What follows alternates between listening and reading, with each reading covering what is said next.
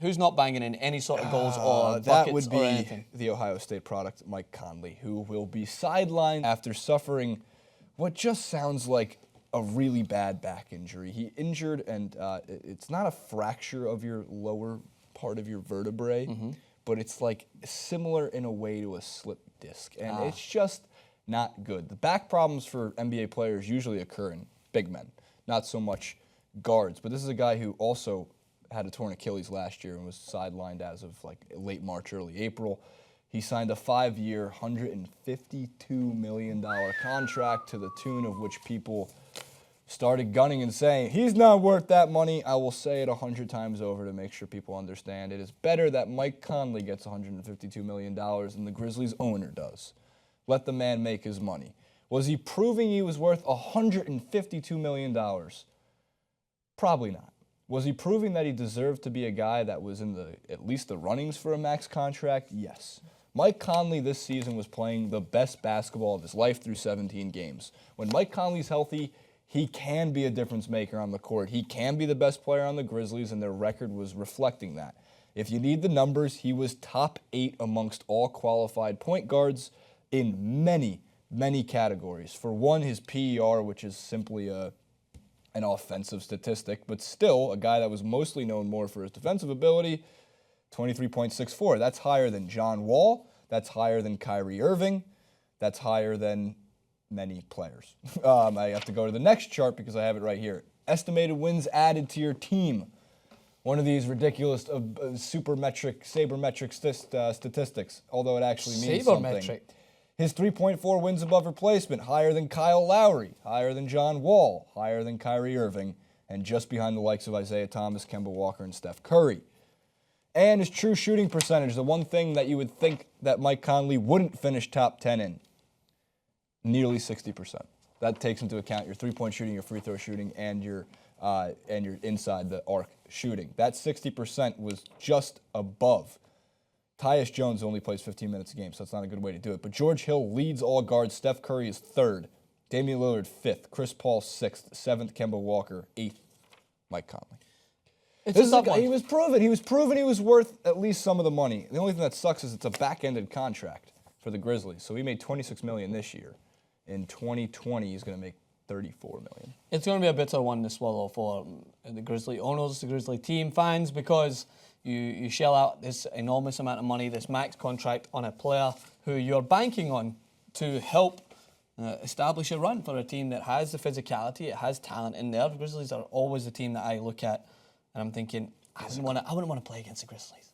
Physical team. Grizzly team. But they have talent, like Mike Conley, who is a very talented player, and I think this really is a dagger towards their hopes of what they were going to consider a successful season. I think it's going to be interesting to see how they bounce back. It'll be tough. And it'll be tough for him as well, because, I don't know, I think that people give a lot of harsh criticism to players who make max contracts, and if they'll get injured, they'll be, what does he care? He's making the money. Like, he's still going to sit out, whatever. Like, these players want to prove that they are value for money. I don't think that is something that wouldn't be said about basketball players. Yeah, they can have the max contracts attached to them, but they want to live up to that expectation. No one wants to be this diva who earns all this money but can't contribute for the franchise that's believed in him, that's given him the backing and given him the funding. Hence why you look at someone like Dwight Howard still has a pretty, I would say, a sore spot for how he didn't perform as well in the Lakers, and they gave him a lot of money. They lured him there, and he didn't live up to that expectation. Hence why when someone calls him a bitch, it triggers him, because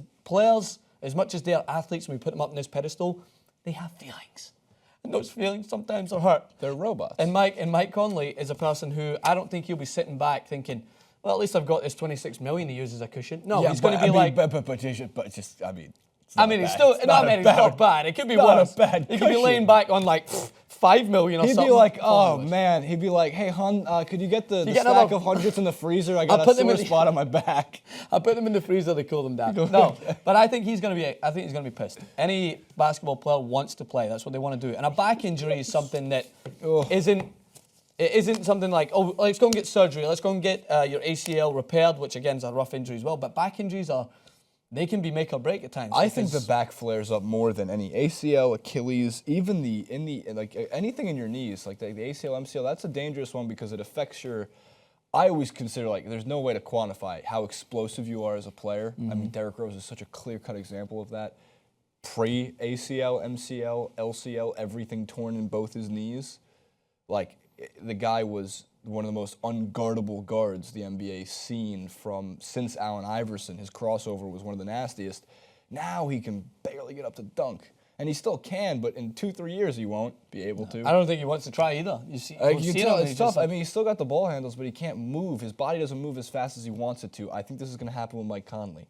I think the injuries just piled up. So, like, is Mike Conley a bust?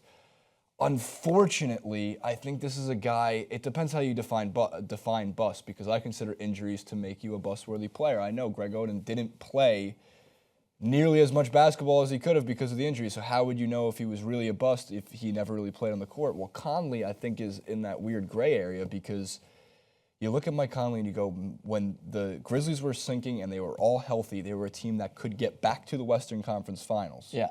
And with Marc Gasol playing pretty good basketball and moving Zach Randolph to a bench and being a rotational guy, add to the depth of the team, Conley was the one who really was leading the offensive unit and at times was being a lockdown defender. We've seen him do it time and time again. He's a guy you don't necessarily want to face if you're Steph Curry in a playoff match, or you didn't want to face if you're Damian Lillard in a playoff match. He's got you on athleticism. He can match you in terms of your athleticism, but he's also a good defender. So it actually hurts. Mike Conley's a stand-up guy. I've talked to a few reporters recently who said that it's irony how quickly this happened. Like a week and a half ago in New York, I was talking to a few NBA.com writers and reporters, and a lot of them had only the most amazing things to say about Mike Conley when you ask them who's like your favorite player to interview, and some of them said Mike Conley. Yeah. Of all people, and then a week and a half later, the injury happens. It just sucks. It just does. And there's nothing worse, I don't think, if you're a player that has all that potential, but you're known as the player that could have been, but had injuries. He's like 30 years old there's so too, many so. guys out there, like Derrick Rose will go down as a player that could have 29 been years old.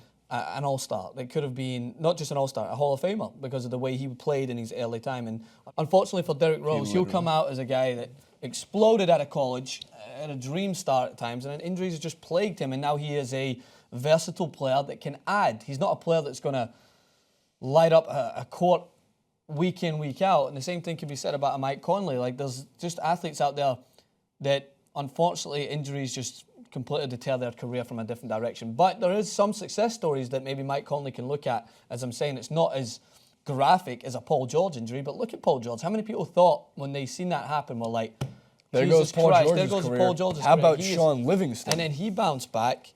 Paul George is undoubtedly going to be an MVP candidate years to come in this league. And he's proven that even the most gruesome, horrifying of injuries, where your leg looks like it's dangling on its own and nothing to attach it to the anatomy of your body, can prove that hard work, dedication can get you back there. So maybe Mike Conley takes some hope out of that. I know a back's different than a broken, I said a femur, Spirit? right? Remember I said femur? How bad was that? How about a broken Femurs spirit? just die, Francis. Dan Come on. White? It's fibia. We've all had our moments, man. We've had our moments. I've had a lot of those moments, unfortunately. You've had those moments. It happens. Speedy recovery, Mikey Mike. I think he's out for the season. I do. I'd be surprised if he's even back for the playoffs if the Grizzlies were to still make it, but they got off to a good start to this year, so maybe they can keep it up. Don't count out the Grizzlies. They're a standard team to lose in the second round of the playoffs. So harsh for the Memphis Grizzlies and Justin Timberlake, their most famous fan, at @France_Maxwell on Twitter. JT, man. At JasonRubin91 on the Cry Twitter. me a river, There you go. I thought you were going to say bring sexy back. me a river. Well, this is in theme with the problem. I get it. Cry That me a makes river. sense. That's Grizzly fair. fans. That's fair. At TYT Sports, and we'll be back next week with some more.